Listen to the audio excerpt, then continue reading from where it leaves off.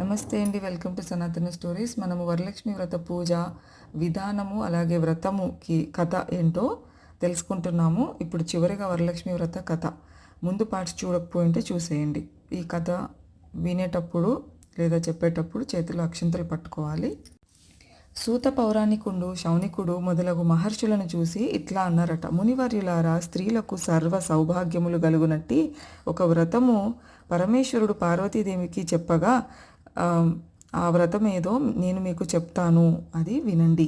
కైలాస పర్వతమున వజ్ర వైడూర్యాది మణిమయ ఖచ్చితంబగు సింహాసనమునందు పరమేశ్వరుడు కూర్చుని ఉండ పార్వతీ పరమేశ్వరునకు నమస్కరించి, దేవా, లోకమున స్త్రీలు ఏ వ్రతము ఆచరించిన సర్వ సౌభాగ్యములు పుత్ర పౌత్రాదులు కలిగి సుఖంబుగా నుందురో అట్టి వ్రతము మాకు తెలుపగలరు అని నా పరమేశ్వరుడు ఇట్లనియే: ఓ మనోహరి, స్త్రీలకు పుత్ర పౌత్రాది సంపత్తులు కలుగజేయ వరలక్ష్మి వ్రతము అని ఒక వ్రతము కలదు. ఆ వ్రతమున శ్రావణ మాస శుక్లపక్ష పూర్ణిమకు ముందుగా వచ్చేడు శుక్రవారము నాడు చేయవలసినను పార్వతీదేవికి తెలుపగా, పార్వతీదేవి ఇట్లనియే: ఓ లోకారాధ్య, నీ ఆనతిచ్చిన వరలక్ష్మి వ్రతము ఎట్లా చేయవలెను? ఆ వ్రతమునకు విధి ఏమిటి? ఏ దేవతను పూజించవలెను? పూర్వము ఎవరిచే ఈ వ్రతము ఆచరించబడినది? దీనివల్ల వివరముగా వివరింపవలెనని ప్రార్థించిన పరమేశ్వరుడు పార్వతీదేవిని గాంచి, ఓ కాత్యాయిని, వరలక్ష్మి వ్రతము సవిస్తరముగా చెప్పెదా వినుము. మగధ దేశంబున కుండినంబు అని ఒక పట్టణము గలదు. ఆ పట్టణము బంగారు ప్రాకారముల తోడను బంగారు గోడల గల ఇండ్లతోనూ కూడి ఉండెను. అట్టి పట్టణమునందు చారుమతి అను ఒక బ్రాహ్మణ స్త్రీ గలదు.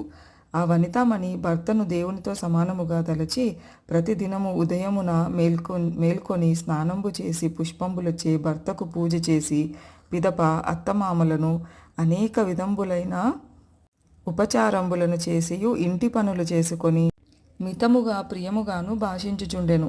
ఇట్లుండ అమ్మహ పతివ్రత యందు వరలక్ష్మికి అనుగ్రహము కలిగి ఒకనాడు స్వప్నమున ప్రసన్నమై, ఓ చారుమతి, నేను వరలక్ష్మీదేవిని. నీ యందు నాకు అనుగ్రహము కలిగి ప్రత్యక్షమైతిని.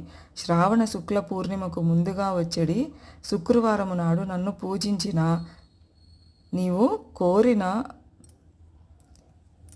వరములునిచ్చెదనని వచించిన చారుమతీదేవి స్వప్నములోని వరలక్ష్మీదేవికి ప్రదక్షిణ నమస్కారములు చేసి, నమస్తే సర్వలోకానాం జనన్యే పుణ్యమూర్తయే శరణ్యే త్రిజగద్వంద్వే విష్ణు వక్షస్థలాలయే అని అనేక విధములుగా స్తోత్రము చేసి, ఓ జగజ్జనని, నీ కటాక్షంబు కలిగినేని జనులు ధన్యులగును, విద్వాంసులగును, సకల సంపన్నులగును.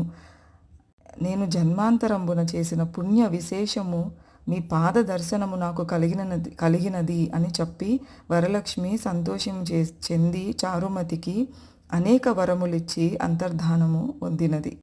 చారుమతి తక్షణంబున నిద్ర మేలుకొని ఇంటికి 4 ప్రక్కలా చూసి వరలక్ష్మీదేవిని గానక, ఓహో, మనము కలగంటిమని స్వప్న వృత్తాంతము భర్తకు, మామగారికి మొదలైన వారితో చెప్పుకోనుగా, వారు ఈ స్వప్నము మిగులు ఉత్తమమైనదని శ్రావణ మాసమున వచ్చిన తోడని వరలక్ష్మి వ్రతము ఆవశ్యముగా చేయవలెనని చెప్పిరి.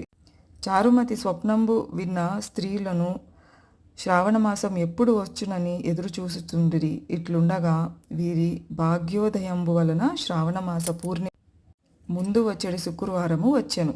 అంత చారుమతియు మొదలగు స్త్రీలందరూ ఈ దినమే కదా వరలక్ష్మీదేవి చెప్పిన దినము అని ఉదయాన్నే మేల్కొని స్నానాదులు చేసి చిత్ర వస్త్రంబులను గట్టుకొని చారుమతీదేవి గృహమునకు ప్రదేశమునందు గోమయంబుచే అలికి మండపం ఏర్పాటు చేసి దానిపై కొత్త బియ్యం పోసి ఆసనం వేసి మర్రి చిగుళ్ళు మొదలగు పంచ పల్లవంబుల చేత కలశం ఏర్పాటు చేసి అందు వరలక్ష్మీదేవిని ఆహ్వానం చేసి చారుమతి మొదలగు స్త్రీలందరూ మిగుల భక్తియుక్తులై సాయంకాలమున పద్మాసనే పద్మకరే సర్వలోకైక పూజితే నారాయణ ప్రియే దేవి సుప్రీత భవస్వర్వద అను శ్లోకముచే ధ్యాన వాహనాది షోడశోపచార పూజలు చేసి 9 సూత్రములు గల తోరమును దక్షిణ హస్తమునకు కట్టుకొని వరలక్ష్మీదేవికి నానావిధ భక్ష్య భోజ్యముల నివేదనగా చేసి ప్రదక్షిణం చేసిరి.